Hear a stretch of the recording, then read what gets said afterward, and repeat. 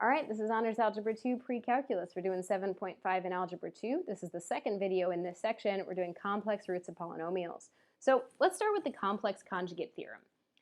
If p is a polynomial function with real number coefficients, so there's no i's in your polynomial, and a plus bi is a root of p of x, right? And b has to be, b cannot be 0, right? We're talking about imaginary numbers or complex numbers. The imaginary part has to be non-zero.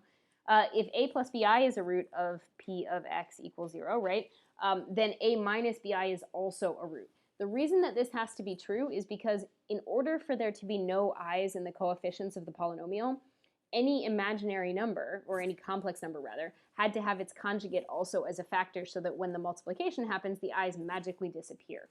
A second little theorem we're just going to mention is the fundamental theorem of algebra. So basically, if every polynomial of degree n greater than or equal to 1, so meaning anything linear or higher, has at least one complex 0. As a corollary to this, in fact, every polynomial of degree n is greater than or equal to 1 has exactly n complex zeros. Remember that complex can include real numbers, right? Including multiplicities. So basically, if you have a third degree polynomial, it has 3 roots.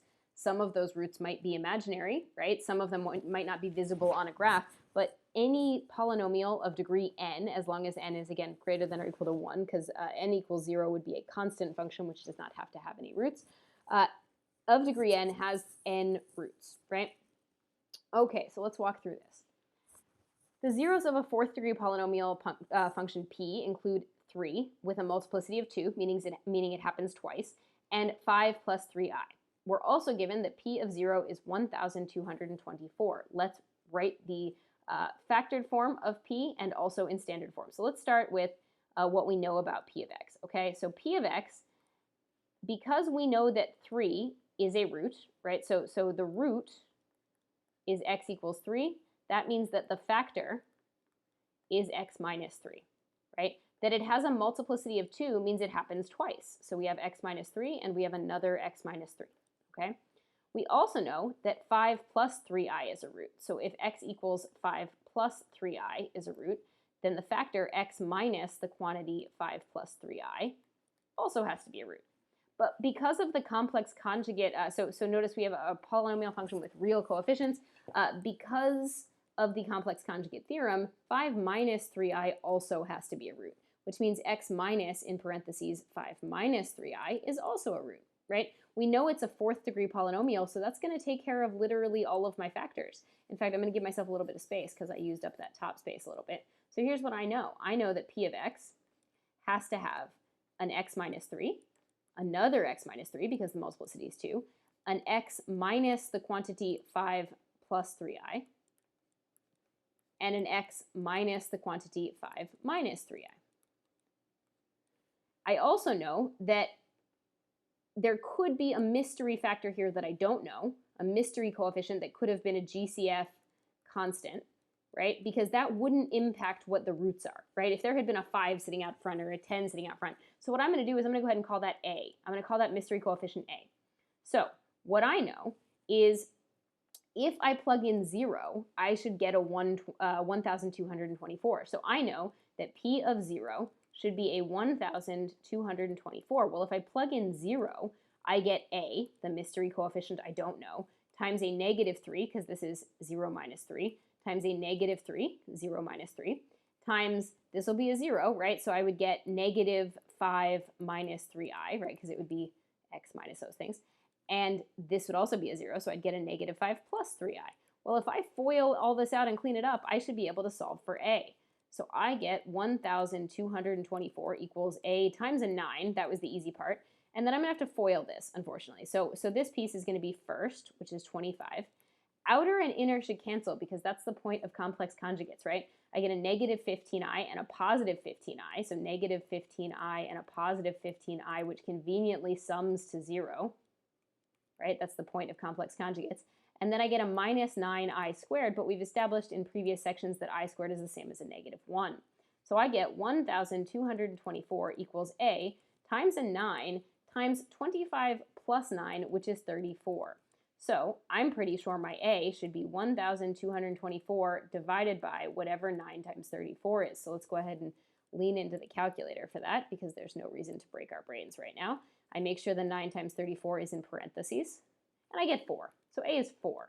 So what that means is if I want to go ahead and write things in the factored form, right? So let's go ahead and start with the factored form.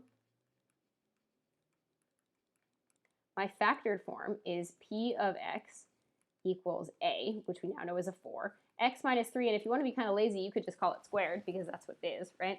And then you could leave this like this, or you could distribute the negatives. I don't really care. So you can leave it as I have it up here, right? Or you can distribute the negative and get x minus 5 minus 3i and x minus 5 plus 3i. I don't really care. It's up to you. Cool. So that's kind of the gist, right? That's my factored form. Now, when I go to FOIL this out, right, so in standard form, right, in standard form, I'm going to have to FOIL some stuff out, right? So you could, so just as an option, and I want to show you that this is an option, you could take each term of these three. So I would suggest that you save these for later because they're not the problem, right? And that you start here when you FOIL, right? So start distributing here, right? So start distributing here. Now there's two schools of thought on this, and the way I always used to do it is I would take this x and I would distribute this x to all three terms in the second piece, right? And that's fine. And then I would do the same thing with the -5 and the same thing with the -3i, and that totally works. Years ago, one of my students caught that there was another clever way to do this, and you totally don't have to do it if you don't want to, but I think it's really smart. So the way I used to do this, right? So just to show you, I'm going to do an option. I'm just going to do a little bit of work on this only, okay? So let's skip down a second, and we're just going to talk about some work. There are a couple options for how to do this, okay? One way to do it is to take this x and distribute it, as I was saying. So you'd get an x squared minus a 5x plus a 3ix, okay? And then check this off. And then you'd take the -5 and distribute it. So you'd get a -5x, right? And then the -5 times the -5 would be a plus 25, which doesn't line up with any of that stuff, so I'll write it separately, right? And then the -5 times the 3i would be a -15i, which again doesn't line up with any of the other stuff, so I leave it there. And I check that off. Then I distribute the -3i, right? So when I distribute the -3i, I would get a -3ix, right? -3i times the x. And then I'd get a plus 15i, which conveniently lines up with the other I thing, right? And then I'd end up getting a minus 9i squared, right? Minus 9i squared, but I recognize that that's a -1, so that would be a plus 9. So if you do this, right, if you do it this way, you get x squared minus 10x, right, plus 34, and that's fine, okay? And that's what you get for that whole thing. There's another clever way that one of my students taught me to do this years ago. One of my students looked at this and said, hey, Hogan, isn't this just a difference of squares if we're kind of clever about it? And I said, huh, what do you mean? And the kid said, what if we treat this as the a minus b and this as the a plus b, and we FOIL it to get a squared minus b squared? So what she got was x minus 5, quantity squared, right, minus, and then b squared was a 9i squared. Well, here was the super cool thing about her method. Really quickly, you can hopefully expand this pretty fast. It's an x squared minus a 10x plus a 25, right? Because you're foiling x minus 5 times x minus 5. And then you're adding a 9. And pretty quickly, she got to this with a lot less work than the answer I would have gotten to. So just worth noting. So if we're putting this in standard form, so let's go ahead and either way you got that red result, I don't care, right? It doesn't matter to me. You now have p of x is 4 times, hopefully you know how to FOIL this thing out. It becomes an x squared minus 6x plus 9, right? Times that thing that we just got when we cleaned up the bottom. Again, no matter how you chose to do it, it comes out to be this, right? And now it's the super fun, and I'm being sarcastic there, part where you're just going to have to distribute each one of these terms to each one of these, and there's nothing you can do about it. This is a 4, right? When you distribute, you're going to get x to the 4th minus 10x to the 3rd plus a 34x squared, right? And then I check this guy off. Now I distribute the -6, right? I'm going to get a -6x cubed, right? Notice I kind of write them vertically because it's easier to add. And then a plus 60x squared. And then I don't really feel like doing 34 times 6. I could, but it's late and I'm tired. So we're going to say minus 204x, right?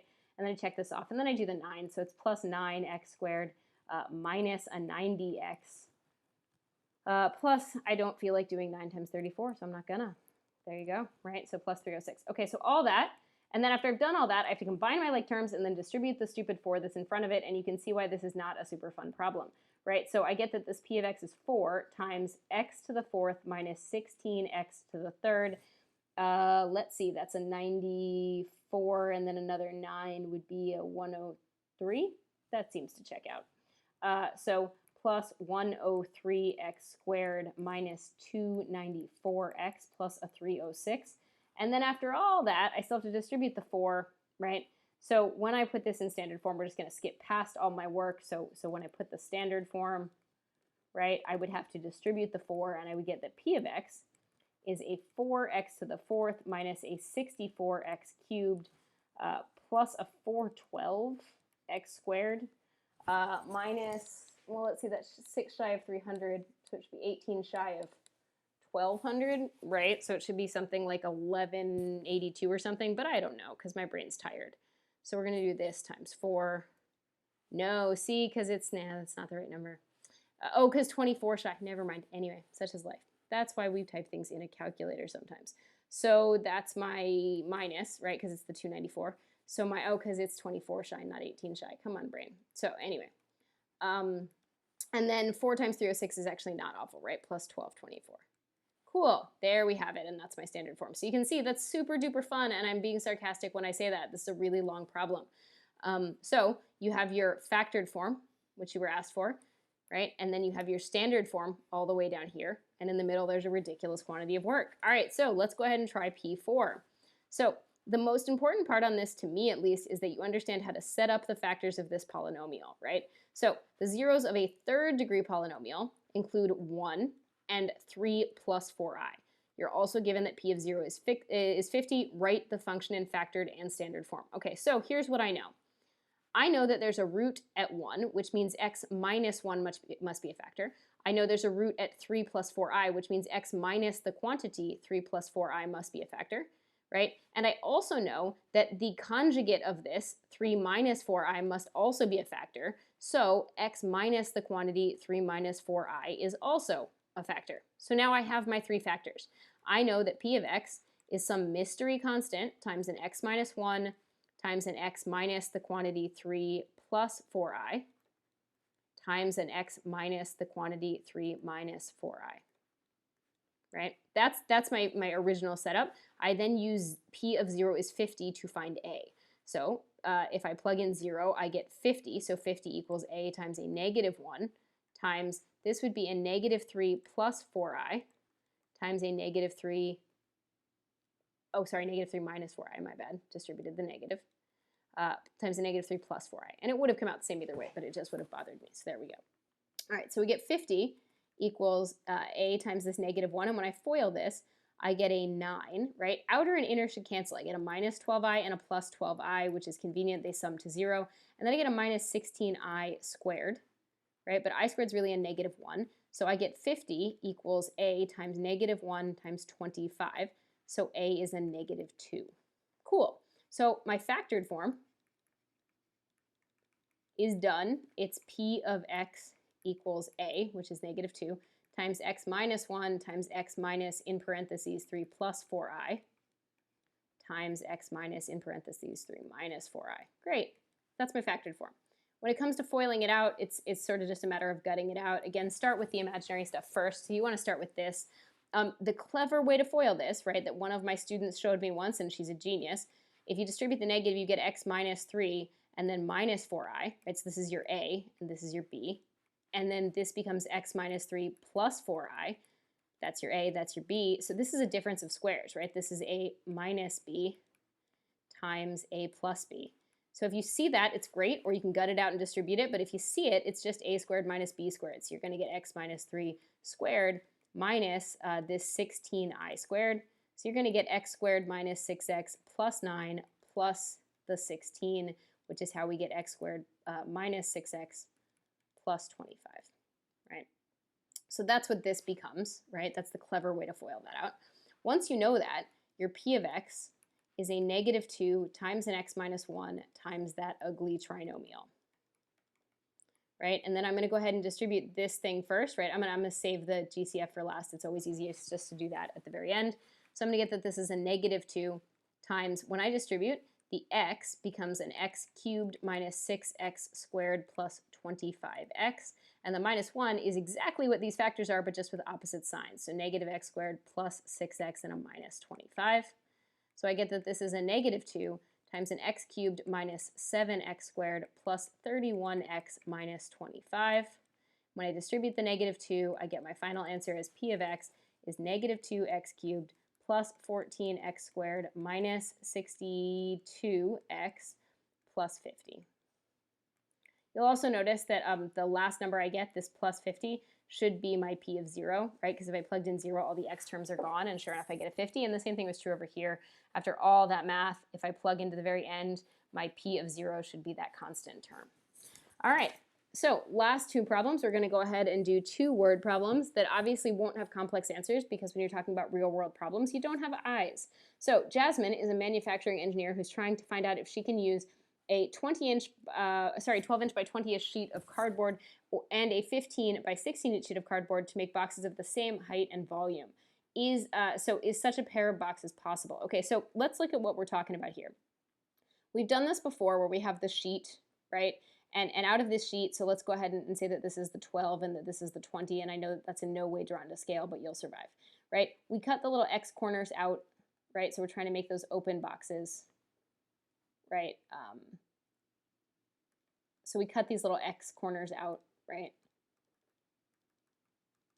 And so X is the height, right? So X is the height of the box, right? And if she had another sheet of cardboard, right, which is closer to square, but again, my drawing is terrible, right? 15 inches and 16 inches, but it's the same thing. She's trying to get the same height, so she's also cutting X out. Whatever X is, it's the same X, right? So the question is, what's the volume of this box? Well, the height of this box is X, right? The width of this box would be, I don't care which way you want to call width, I'm just going to call this dimension width, would be 12 minus the 2x I remove, and the length of this box would be the 20 minus the 2x I remove. Over here, the height is still x, the width would be the 15 minus the 2x, and the length would be the 16 minus the 2x that I cut out, right? So essentially, the volume of this box is x times 12 minus 2x times 20 minus 2x, right? So I'll call that volume 1, right? Because this is box 1 and this is box 2, right? And the volume of box 2 would be x times 15 minus 2x times 16 minus 2x. This is definitely a calculator problem. What we're being asked is it possible for v1 to equal v2? Like, is there some mystery height so that the two v's are the same? Well, the way I'm going to deal with is the laziest way possible. There's no reason to write this in standard form. I wasn't asked to do that. I was specifically just asked to answer a mathematical question, right? So I'm going to type in what the two functions are. And I can either do second calc intersect, or I could subtract one function minus the other, which would let me second calc 0, right? But I'm just going to do them as two separate functions in second calc intersect. There are some logical restrictions on the height, on the values you could choose for x that make it easier to choose an appropriate window, and we're going to talk about that in just a second. All right, so I'm going to put both of those in. I double check that they're both right. There are some logical restraints here. So there's some logic about x.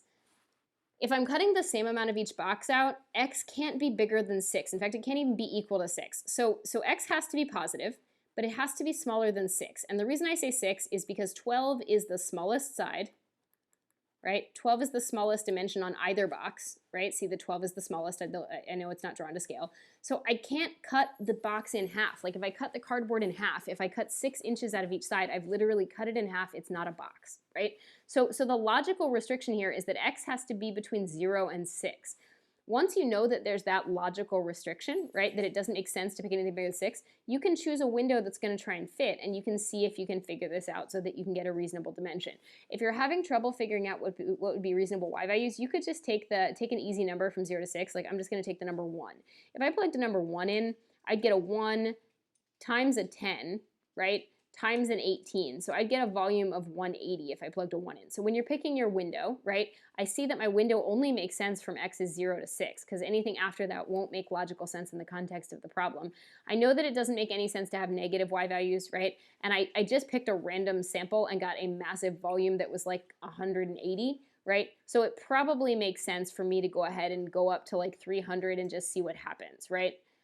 So I'm going to go ahead and go to 300, and I'll just make my scale go by 10s. Let's see what happens. It can't hurt. So we graph. Hey, look, there's my two functions, right? So I have two functions, right? It looks like if they intersect at all, it is somewhere early on, like over here, right? So I'm going to do second calc intersect. And I'm going to scroll to where it looks like they seem to be kind of the same curve. So I'm just going to go work my way over. You can see that at one point they're very similar and very close to each other. I'm just going to guess somewhere in there. Okay, so one intersection is at 0, 0. That's not the one I want, right? It does make sense that if I don't cut anything out of either box. So that didn't help. So let's do second calc intersect again and see if there's another one. So let's go over here and see if there's anywhere else that they seem to intersect. I went up a little higher. I still get 0, 0. So let's go ahead and see what happens. We can see they're not the same curve on this side. Let's go ahead and zoom in a little. So let's zoom in and see what's happening over here and see if there's anywhere that they're actually close together, right? So if we zoom in again, it looks like there's no spot where they're going to be the same. Yeah, so they're definitely different curves, right? They intersect at 0 and then they become different curves. If you're not sure, there's another way to do it. The other way to do it is to turn off these two curves, right? And do vars over to y vars and just subtract one function minus the other. So do y1 over to y vars, pick function, and pick y2. So now you're looking for the zeros. So now we don't have to worry about those y windows anymore, and we're literally just looking for zeros. So I'm just going to go from -10 to 10, and I'm going to look for a 0, because now I want to know where one function minus, and you can see that there are no zeros except at 0. So, so no, not possible, right? Because the graphs of v1 and v2 only intersect at 0, 0, which is no box, right? You didn't cut anything out. You didn't create a cardboard box. No box that works. So, so again, this is definitely a calculator problem. You're not doing this by hand, but you're trying. You need to write an expression for both of the volumes and see where they run into each other. Let's try a P5. A hot air balloon rises at an increasing rate as its altitude increases. Its altitude in feet can be modeled by this function, where t is the time in seconds. How long will it take for the balloon to reach 800 feet? So this is its altitude. They're asking you where is the altitude 800 feet. There's two ways to do this, right? You're being asked to set 800 equal to 0.025 t squared plus 2t. It is quadratic. You could totally use the quadratic formula. You could subtract the 800 over, sorry, there's a 0 there, 25t squared plus 2t minus 800. You could say, hey, that's my a, that's my b, that's my c, and you could use the quadratic formula. That's fine. But I'm going to argue you're probably just going to use a calculator. So instead, I'm going to put into my y1, 0.025 t squared plus 2, oh, sorry, it's an x in your calculator. You know it's a t, but your calculator is going to make you use x, plus 2x minus 800. So let's go ahead and put that into my y1, clear out some of this stuff, right? So I'm going to get 0.025 x squared, right? Even though it's a t, we're using x in our calculator because we're in function mode. Cool. So now I'm looking for when this thing's over 800. I'm going to second calc 0. So this is one way to do it. I'm going to show you another option in a sec. So I'm going to go ahead and zoom 6 and see what happens. So I don't see anything when I zoom 6, which means that I'm not, I turned it on. It means that my window's not sufficient. So let's go ahead and expand our X window a little bit. Let's give it like 100 and see what happens. Okay, so I still don't see anything, right? And this is time in seconds, right? So let's give it a little more, because 100 seconds really isn't that much, right? It's not even 2 minutes. So let's go ahead and give it, I don't know, 1,000 seconds, and we'll go by. Oh, I'm silly. You guys, I'm silly. Just ignore me. I made my scale instead of my thing. It's been a long day, so we'll go by tens. There's 100. 100 wasn't enough. Go to window. Let's try and make it 1,000. Okay, so now there's definitely a root here. So I could do second calc 0, right? And I'm gonna, so you see my y values, right? So my y values are positive, which means I need to go backwards until I cross the axis so they become negative. There we go. Okay, so I cross the axis. You're not going to see your y values here, but at like 140, right, I have a -26. I'm going to hit enter. I'm to the left. Then I cross the axis. I have a positive y value. I hit enter, and there's my answer. So it's at 143.303 seconds, right? So t is approximately 143.303 seconds.